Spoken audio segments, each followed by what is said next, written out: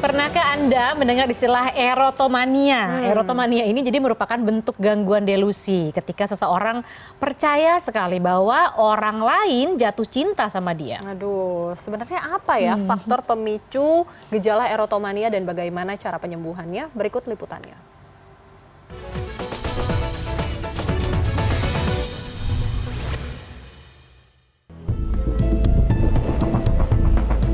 Erotomania merupakan istilah untuk menyebutkan kondisi delusional seseorang yang merasa dicintai oleh orang lain. Istilah ini masih tergolong asing di masyarakat. Sebagian besar warga mengaku belum pernah mendengar istilah tersebut atau justru mengasosiasikan gejala erotomania dengan kondisi halu. Enggak sih, belum pernah dengar. Bagus sekarang. Jadi aku ngerasa, oh iya dia kayaknya sayang aku juga deh, gitu kali ya.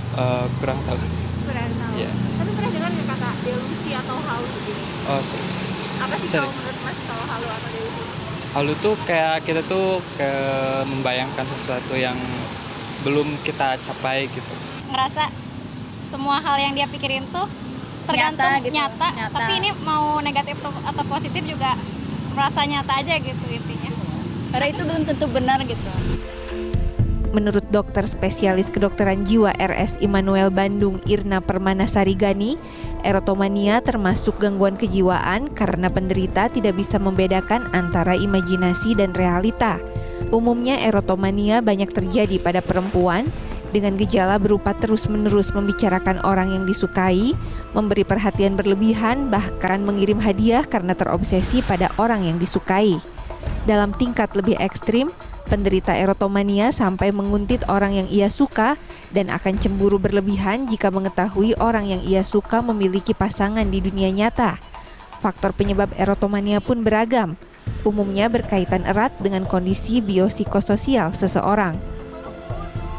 Kalau kita jumpai beberapa diagnosis ya. Ada pada gangguan afektif bipolar, ada juga di diagnosis skizofrenia, skizoafektif, atau misalkan karena kelainan organik seperti dia memiliki tumor, itu yang menyebabkan ada perubahan di struktur otak yang bisa menyebabkan orang mengalami waham, dan karena penyalahgunaan zat, karena juga stres atau trauma yang berkelanjutan, atau misalkan memang dia memiliki ketidakseimbangan neurotransmitter di otak, contohnya dopamin. Itu yang membuat orang bisa mengalami waham.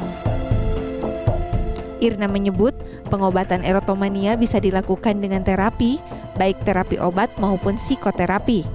Lama pengobatan bervariasi tergantung kondisi masing-masing. Kalau dengan obat tentunya kita akan memberikan golongan antipsikotik. Itu membantu untuk mengurangi gejala wahamnya atau gejala delusionalnya dengan harapan supaya dia mampu lagi membedakan mana yang realita, mana yang tidak. Dan ada juga dengan psikoterapi, jadi supaya seorang ini bisa bercerita dengan leluasa. Apa sih yang jadi masalahnya? Ada nggak trauma di masa lalu yang membuat dia sehingga kok sampai jatuh dalam kondisi seperti ini? Sehingga kita akan bantu untuk mengembangkan daya adaptasi terhadap stresnya supaya nanti ke depannya dia bisa lebih baik dalam mengatasi gejala tersebut. Ia menambahkan, support system dari lingkungan sekitar juga menjadi faktor penting dalam proses penyembuhan penderita erotomania. Laisa Nisa, Rusman Rusmana, Bandung, Jawa Barat.